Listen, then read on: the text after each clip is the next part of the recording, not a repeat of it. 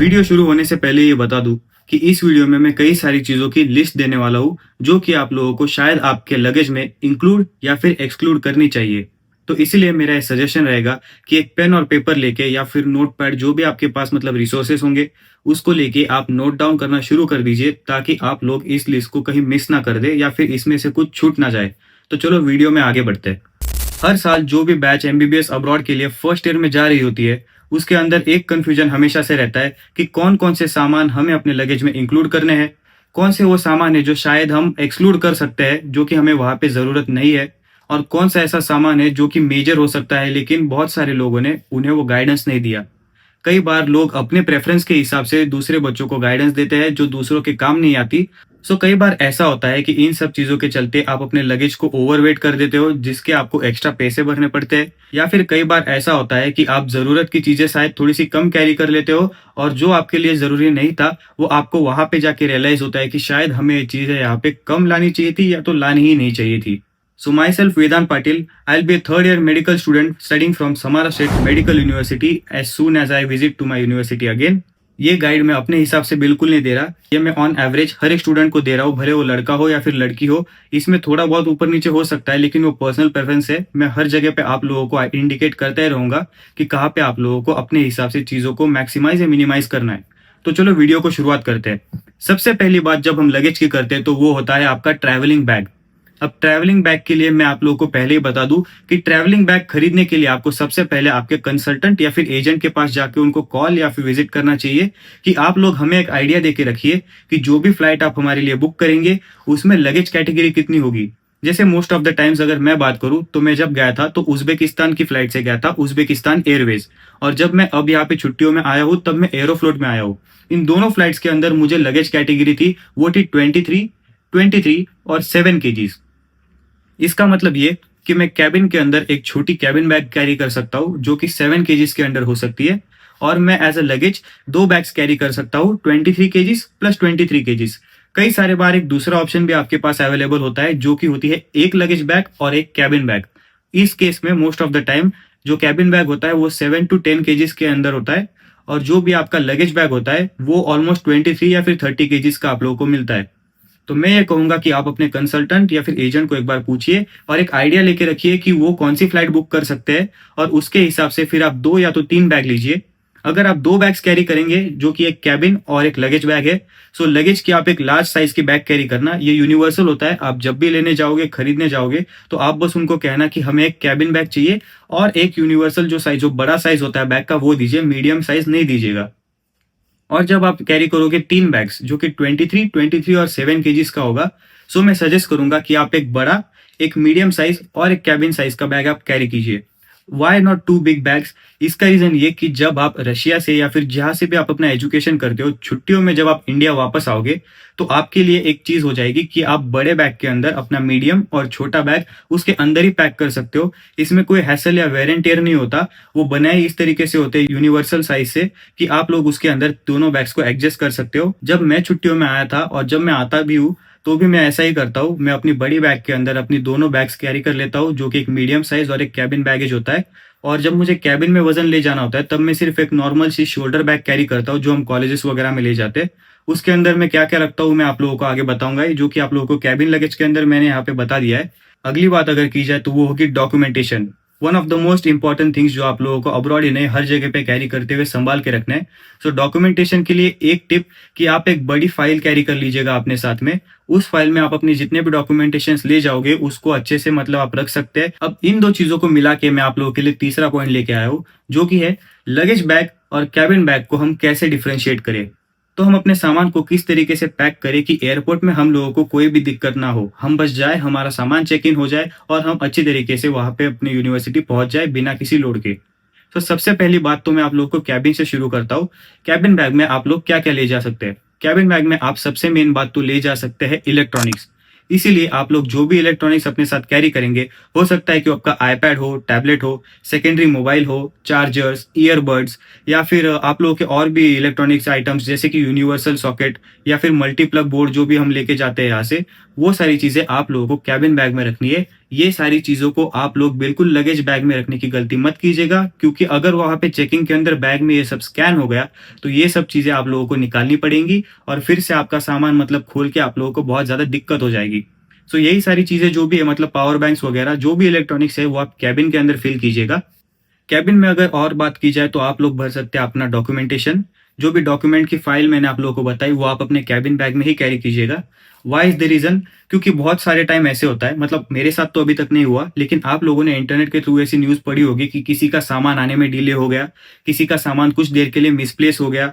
इसी ऐसी सिचुएशंस में हम लोगों को जब भी मतलब डॉक्यूमेंटेशन हमारे पास हो तो वो अच्छा रहता है, ताकि आगे हम लोगों को कोई भी दिक्कत ना झेलनी पड़े। इसीलिए कैबिन बैगेज के अंदर ही अपना डॉक्यूमेंटेशन कैरी कीजिएगा। जब भी आप वहाँ से आओगे, मतलब इंडिया से रशिया आओगे, सो हर बार ऐसे होता है कि आप डॉलर्स अपने साथ कैरी करते हो, तो जो भी करेंसी वगैरह के नोट्स है, डॉक्यूमेंटेशन है, फाइल है, वो अपने साथ ही अपने कैबिन में कैरी कीजिएगा, ताकि आप लोगों के लिए कोई रिस्क ना रहे और अपने डॉक्यूमेंटेशन और अपने पैसे आप अपने रिस्क पे खुद से सिक्योरिटी के साथ ही कैरी करो। अगर इसके अलावा और भी बात की जाए कि आप कैबिन में थोड़ा बहुत और क्या एडजस्ट कर सकते हो, सो आई सजेस्ट कि आप थोड़े बहुत कपड़े, जो भी नॉर्मल से कपड़े हैं, जो पतले पतले कपड़े होंगे, आप टी शर्ट्स वगैरह हो गए, ट्रेडिशनल्स के नाम पे अगर बॉयज है तो थोड़े से जो कुर्ते वगैरह जो लाइट होते हैं वो आप कैबिन लगेज के अंदर कैरी कर लेना, क्योंकि थोड़ा बहुत एडजस्टमेंट हो जाता है। 7 kg इतना जल्दी फिल नहीं होता, सो वो कपड़े आप उसके अंदर कैरी कर सकते हो। ज्यादा नहीं स्पेस होता कैबिन बैग के अंदर, बट यस, मैं खुद 2 साल से करता आ रहा हूँ, मेरे हर कोई दोस्त भी ऐसे ही करते हैं। सो यस, थोड़ा बहुत आपका लगेज का मतलब स्पेस बच जाता है, नॉट वेट। सो यस, ये हो गई अपनी कैबिन बैग। अब आगे बढ़ते हैं लगेज बैग्स के अंदर आप लोगों को क्या क्या ले जाना है, जो कि मैं लिस्ट के हिसाब से बताऊंगा, तो पेन और पेपर लेके रेडी बैठ जाना। सबसे पहली बात तो भाई ये आती कि आप लोग जाते हो अब्रॉड कंट्री इंडिया को छोड़ के, तो आप लोग वहाँ पे जो मिस करोगे वो होगा अपना इंडियन टेस्ट एंड फूड। तो आई सजेस्ट कि अगर आप लोग अपने साथ एक छोटा सा कुकर ले जाए तो आप लोगों के लिए काफी ज्यादा अच्छा होगा। नाउ आई नो कि स्टूडेंट्स का यहाँ पे कमेंट आ जाएगा, या फिर वो सोच रहे होंगे कि भैया हमारे लिए तो फर्स्ट ईयर में मैस अवेलेबल है, तो हम कुकर ले जाके अपना वेट या फिर अपना स्पेस क्यों जाया करें। अब इसका रीजन मैं आप लोगों को बताता हूँ। नो डाउट कि मैस में खाना अच्छा होता है, अच्छी क्वालिटी का होता है, आप लोगों को कोई भी वहाँ पे दिक्कत परेशानी नहीं आएगी। लेकिन कई बार मैंने ऐसे देखा है कि फॉर एग्जाम्पल वीक के हिसाब से आप अकेले ही हो जिसको कोई सब्जी पसंद नहीं आ रही है और वो आपसे नहीं खाई जा रही है, या फिर आपके मतलब टाइम टेबल में जो खुद का टाइम टेबल है उसमें कुछ ऐसे आप लोगों की मतलब इरेगुलरिटीज है कि आप लोगों का एक आध बार का खाना मिस हो जा रहा है, या फिर आपको नहीं जम रहा है मिस, तो फिर आप क्या वहां पे हाथ धरे बैठे रहोगे? सो नहीं, बाकी सारे बर्तन वहां पे मिल जाते हैं, जैसे कि मतलब कढ़ाई वगैरह जो भी अपना यूटेंसिल्स होते हैं, स्पैचुलास वगैरह, ये सब वहां पे मिल जाता है। बट कुकर एक ऐसी चीज है जो अब तक रशिया में नहीं मिलता। आगे शायद फ्यूचर में लोग लेके आ जाए, लेकिन अभी तक वहां पे कुकर जैसा सिस्टम वो नहीं मिलता। रशियंस ने कुकर मतलब अभी तक देखा भी नहीं है। सो इसीलिए एक छोटा cooker, I am not saying 5 litre का कुकर आपको लेके जाना है, एक छोटा सा कुकर जो कि आप खुद का ऑलमोस्ट एक टाइम का मील बना के खा सको, इतना आप कर लीजिए। क्योंकि अगर लेके जाओगे तो आपके पास कोई तकलीफ नहीं रहेगी। अगर नहीं लेके जाते तो सेकंड ईयर में तो most of the time student self cooking करते हैं मेरी तरह, तो तब तो हम कुकर कैरी करते ही है। इसी के ऊपर आगे बढ़ते जो अपना अगला पॉइंट होगा या फिर जो अगला लिस्ट का पार्ट होगा वो होगा थोड़े से मसाले। अब इन मसालों के लिए आप लोगों को क्या करना है, सीधा जाना है मम्मी के पास और बोलना है कि भैया ने हमें कहा है कि कुकिंग के लिए जितने भी मसाले लगते हैं वो थोड़ी थोड़ी क्वांटिटी में हमें दे देना, ताकि अगर बीच बीच में हमें खुद से कुछ बनाना हुआ तो हम मसाले मतलब हमारे पास हो, ताकि हम खाना बना सके। मम्मी को बोलना कि एक ऐसा एक गोल जो डिब्बा होता है ना मसाले वाला अपने घर में, वैसा एक डिब्बा भी हमारे साथ पैक करके दे दे और उसके हिसाब से हमें मसाले दे दे, जैसे कि हल्दी हो गया, आपका गरम मसाला हो गया, आपका लाल मिर्ची हो गया, जो भी मतलब ये सब मसाले, जीरा वगैरह, वो मम्मी अच्छे से आप लोगों को पैक करके दे देगी। इसके अंदर मैं डाइव इन ना करूँ तो और ही अच्छा होगा, मम्मी वगैरह संभाल लेगी। और इस लिस्ट को आगे बढ़ाने से पहले सबसे मेन पॉइंट ये बोल दूं कि जब भी आप इन चीजों को खरीदोगे तो एक बात का अच्छे से ध्यान रखना कि हर एक चीज का आप पीछे एक्सपायरी डेट पढ़ लेना।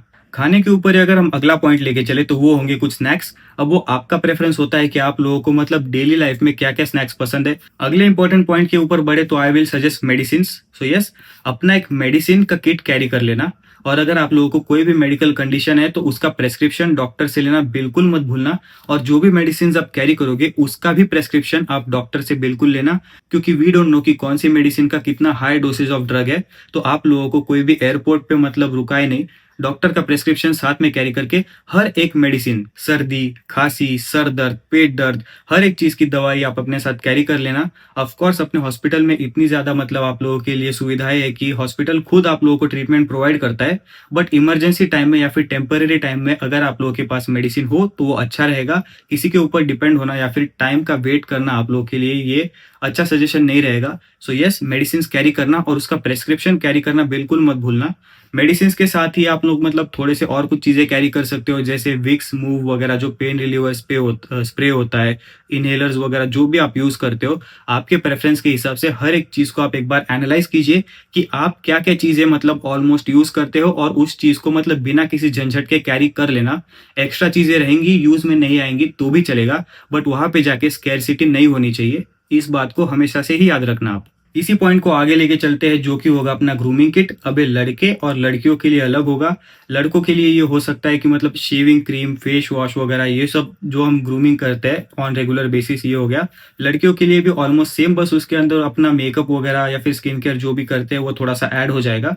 सो ये ग्रूमिंग किट आप अपने हिसाब से ही देख सकते हैं। बातें हैं सबसे एक्साइटिंग पॉइंट के ऊपर। एक्साइटिंग पॉइंट से मेरा मतलब ये है कि जो भी अभी अब्रॉड जाने वाला होगा, उसके अंदर हमेशा 50% थॉट तो यही रहेगा कि भाई इंस्टाग्राम की पोस्ट कितनी मस्त आने वाली है स्नोफॉल के अंदर।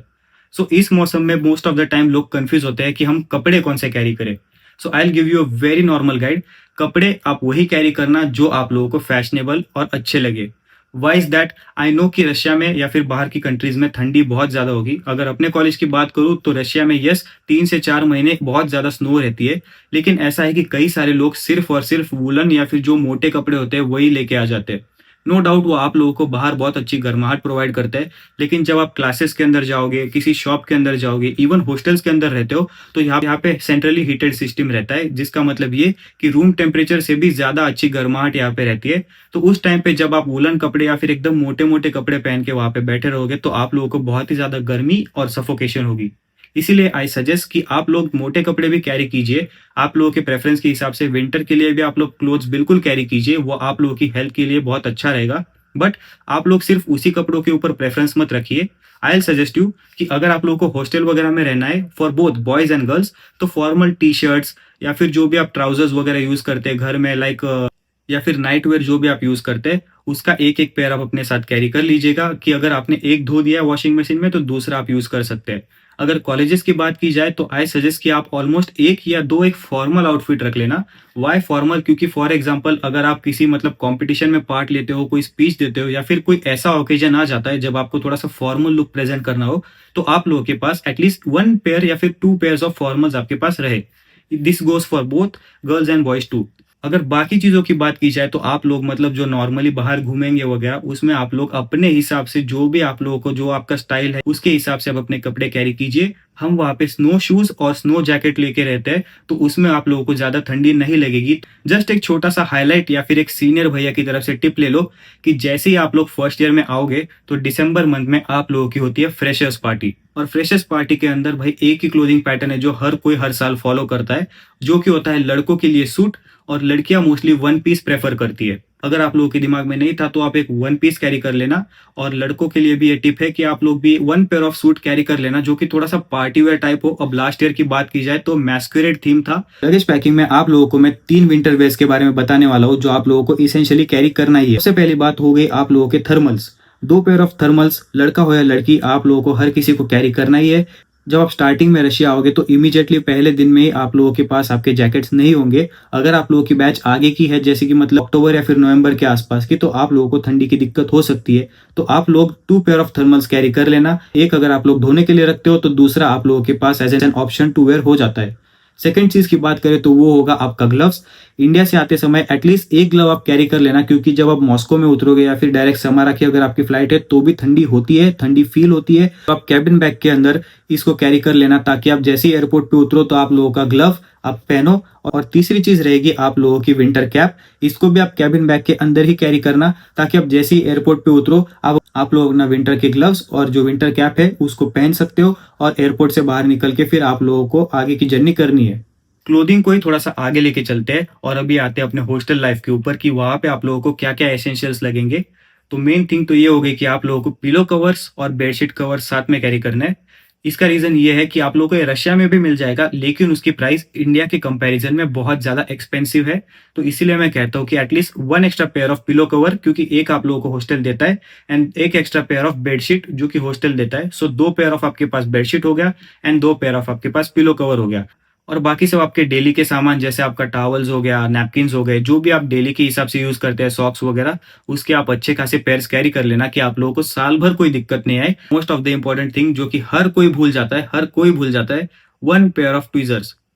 ये मैं क्यों कह रहा हूँ? क्योंकि जब भी आप लोगों को एनाटॉमी वगैरह सिखाया जाएगा ना, तो मैम आप लोगों को जब भी कोई मसल या फिर कोई वेन पढ़ा रही होती है, so she wants you to pick that part. तो मोस्ट ऑफ द टाइम ऐसे होता है कि मैम जो भी आपके पास पेयर ऑफ ट्विज़र्स देती है ना, वो पूरी क्लास में बँटता है और एक-एक करके हर किसी का चांस आता है। लेकिन अगर एक 20-25 रुपए की चीज़ अगर आपके दिमाग में हुई और वो आप खुद से लेके चले गए, सो एक अलग इंप्रेशन पड़ता है। एंड दूसरी चीज़ तो ये कि आप लोगों को किसी के लिए रुकना नहीं है। मैम अगर आप लोगों को कुछ सिखाती है, तो आप खुद का ट्विज़र लेके या फिर खुद का पेयर लेके वहाँ पे आप एक अपना एग्ज़ामिनेशन कर सकते हो और अपना प्रैक्टिकल अच्छे से समझ सकते हो। आगे इसी पे बात करते हैं जो कि होगा आपका एक मेडिकल कैप। यस, और व्हाइट कलर की होनी चाहिए, ये बात मैं अच्छे से बता दूँ क्योंकि मैंने ग्रीन कलर की कैरी की थी और वहाँ पे उसका यूज़ नहीं आया था। सो व्हाइट कलर की एक medical cap and 1 box of your gloves and mask and 1 pair of apron आप अपने साथ कैरी कर लेना जो कि व्हाइट कलर का हो। अब ये एप्रन कैसा होना चाहिए, तो इसका साइज़ चाहिए आप लोगों को फुल स्लीव जो कि यहाँ तक आए एंड नी लेंथ जो कि आपका पूरा नीज़ तक आए, कंधे से लेके नीज़ तक, नॉट हाफ साइज़, क्योंकि बहुत सारे स्टूडेंट जो है वो हाफ स्लीव ले लेते हैं या फिर आपका जो एप्रन होता है वो सिर्फ वो कमर तक लेते हैं, तो वो यहाँ पे यूनिवर्सिटीज़ में अलाउड नहीं है। You have to be covered fully. तो आप लोगों को फुल स्लीव्स और नी लेंथ वाला एक बार एप्रन लेना है। अगला पॉइंट हम लेके चलते हैं इसी चीज़ के ऊपर जो कि होगा आपका 1 पेयर ऑफ क्रॉक्स। अब जब भी आप हॉस्पिटल में या फिर क्लासेस में जाओगे, विजिट करोगे, तो आप लोग अपने नॉर्मल स्पोर्ट्स शूज़ नहीं पहन सकते हो। आप लोगों को बाहर के शूज़ चेंज करने पड़ते हैं और आप लोगों को एक्स्ट्रा पेयर ऑफ अपना क्रॉक्स पहनना पड़ता है। क्योंकि आप लोगों ने देखा होगा कि हॉस्पिटल वगैरह में भी जो भी डॉक्टर्स होते हैं, जो इंटर्न्स होते हैं, वो भी क्रॉक्स ही प्रेफ़र करते हैं ड्यूरिंग द वार्ड विजिट्स। तो यस, आप लोगों को at least 1 pair of Crocs carry करना है। स्टेशनरी की अगर बात की जाए तो मैं आप लोगों को एक अच्छी वार्निंग या फिर एक एडवाइस दे दूँ कि रशिया में भाई स्टेशनरी बहुत महँगी मिलती है। एंड महँगी मैं इसलिए कह रहा हूँ क्योंकि अगर हम उतना प्राइस भी उसका पे करें, तो जो भी प्रोडक्ट्स होते हैं वो मुझे तो अब तक वर्थ इट नहीं लगे। फिर चाहे वो पेन्स हो, क्रेयॉन्स हो या फिर कलर पेंसिल्स हो, इसकी प्राइस बहुत ओवर प्राइस है और उसकी क्वालिटी बिल्कुल ख़राब है। तो स्टेशनरी की अगर बात करूँ, तो आप वहाँ से मतलब इंडिया से अपने जो भी blue pen, black pen, red pen जितने भी आप लोगों को 10-10 कैरी करने आप लेके आ जाओ। कलर पेंसिल्स आप अपने पास कैरी कर लेना क्योंकि आप जब आओगे तो आपकी हिस्टोलॉजी की क्लासेस लगेंगी और हिस्टोलॉजी में आप लोगों को क्लासेस में एक बुक दी जाती है जिसमें आप लोगों को कलर करके वहाँ पे हिस्टोलॉजी की जो भी स्लाइड्स वगैरह होते हैं उनको कलर करके डिफाइन करना होता है। सो कलर पेंसिल्स लेके आ जाना, हाइलाइटर्स लेके आ जाना, पेन्स लेके आ जाना। क्या मत लाना? तो आई एम सजेस्टिंग कि नोटबुक्स बिल्कुल मत लाना। नोटबुक्स रशिया में सस्ती है, अच्छी क्वालिटी की है और अगर इंडिया से लेके आओगे तो स्पेस और वेट दोनों आप लोगों का ज़ाया हो जाएगा। तो नोटबुक्स आप अवॉइड कीजिए। अब आते हैं सबसे मेन पॉइंट के ऊपर, सबसे मेन और सबसे ज़्यादा पूछे जाने वाले क्वेश्चन के ऊपर कि क्या हम लोग रशिया आते समय अपनी बुक्स कैरी करें जो कि मतलब लेक्चर्स की टेक्स्ट बुक होंगी जैसे बीडी चौरस या एटलस, या फिर हम आईपैड से पढ़ें। तो पहले भी मैं इसके ऊपर वीडियो बना चुका हूँ, लेकिन इस वीडियो का हाईलाइट हम यही लेके चलेंगे एंड करने से पहले कि एज अ स्टूडेंट जिसने 2 साल अपने कंप्लीट कर दिए और अभी मैं थर्ड ईयर में जाने वाला हूँ, तो मेरे लिए आपके पास सबसे बेस्ट एडवाइस यही रहेगी कि अगर आप लोगों के पास एक आईपैड, एक टैबलेट या फिर एक अच्छा फ़ोन है, तो आप लोग जो भी बुक्स वगैरह है वो आप पीडीएफ के फॉर्मेट में ही कैरी कीजिएगा।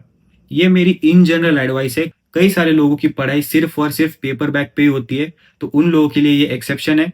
अगर फिर भी आप लोग पूछो कि हमें कौन सी टेक्स्ट बुक कैरी करनी चाहिए, तो मैं सिर्फ कहूँगा कि 2 ही टेक्स्ट बुक्स आप मोस्टली कैरी कीजिएगा, जो कि होगी बीडी चौरसिया एंड एक है एटलस। इन 2 बुक्स के अलावा आप लोग कुछ भी कैरी मत कीजिएगा, अगर आप लोगों की पढ़ाई सिर्फ और सिर्फ टेक्स्ट बुक्स पे ही होती है तो। अब क्या हम लोगों को फर्स्ट ईयर में कंपल्शन है कि हम लोग आईपैड या फिर टैबलेट खरीदें? तो नहीं। कई सारे लोग बोलते हैं कि मेडिकल स्टूडेंट्स के लिए सबसे ज़्यादा नॉन नेगोशिएबल जो होता है वो कि आईपैड और tablet. So I am telling you, first year में आप लोगों का बहुत ज़्यादा खर्चा हो जाता है, बहुत ज़्यादा खर्चा हो जाता है। सो इसीलिए अगर आप लोगों के लिए बजट एक मेन चीज़ है, तो आई विल सजेस्ट कि आप थोड़ा रुकिए, इंडिया से रशिया आइए, अपना थोड़ा सा स्टडीज़ कंप्लीट कीजिए और जैसे अपने फैमिली का थोड़ा बहुत बजट बनता है, तब आप अपना आईपैड या फिर टैबलेट लीजिए। तब तक आप अपने फ्रेंड्स के साथ कंपेयर करके भी अपना खुद का यूज़ समझ जाएँगे कि हमें टैबलेट लेना चाहिए या फिर आईपैड लेना चाहिए। Now talking about my self, this is my tablet, जो कि मैंने अपना पहला सेमेस्टर खत्म होने के बाद काफ़ी महीनों के बाद लिया था। ऑलमोस्ट मैंने इसे फरवरी मार्च के टाइम पे लिया होगा, जो कि मेरे मतलब जाने के 3-4 महीने के बाद है। मेरा पहला सेमेस्टर खत्म हो चुका था। सो यही एक चीज़ है कि आप लोगों को बहुत ज़्यादा नेसेसिटी फ़ील नहीं होगी इसकी, बस अगर है आपके पास या फिर अगर आपका बजट है, ले सकते हो तो ले लो। क्यों? क्योंकि आपका जो भी मतलब हैंड रिटन वर्क है, अगर वो टैबलेट पे मैम ने अलाउ कर दिया है, तो आपका वो टाइम बचेगा। And the second thing is कि आप लोगों के बहुत ज़्यादा पैसे भी बचेंगे in case of your stationery. आप अगर अपने आईपैड पे ही नोट्स बनाओगे, तो वो काफ़ी ज़्यादा अच्छे मतलब प्रेज़ेंट कर सकते हो आप और उनको अच्छे तरीके से आप ऑर्गनाइज़ भी रख सकते हो। ये थी एक लिस्ट जो मुझे आप लोगों को बतानी थी। मेरे कितने सारे मतलब जूनियर दोस्तों ने और फिर जितने भी लोग यहाँ पे आने वाले हैं इस साल यूनिवर्सिटी में, उन्होंने मुझे इतनी हाईली रिक्वेस्ट की थी, भैया एक बार जाने के 1 महीने पहले ही बना देना, ताकि हम लोगों के पास एक अच्छा टाइम रहे कि हम धीरे-धीरे अपनी चीज़ों को मैनेज करके पैक कर सकें। सो येस, ऑलमोस्ट 1 महीने पहले ही मैंने आप लोगों के लिए वीडियो बना दिया है। अगर आप लोगों को इस लिस्ट में कुछ हाइलाइट करना है, कुछ ऐड करना है, शायद मैं कुछ बताना भूल गया हूँ, तो आप कमेंट कर सकते हैं। या फिर आप लोगों के पास स्क्रीन पे मेरा इंस्टाग्राम और मेरा व्हाट्सएप का नंबर आ गया होगा, कोई भी डाउट है तो आप पूछ सकते हैं।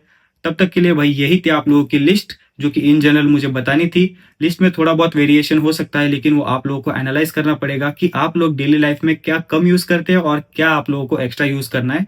सो तब तक के लिए भाई मिलते हैं अगले वीडियो में। Thanks for watching, tata bye bye, see you.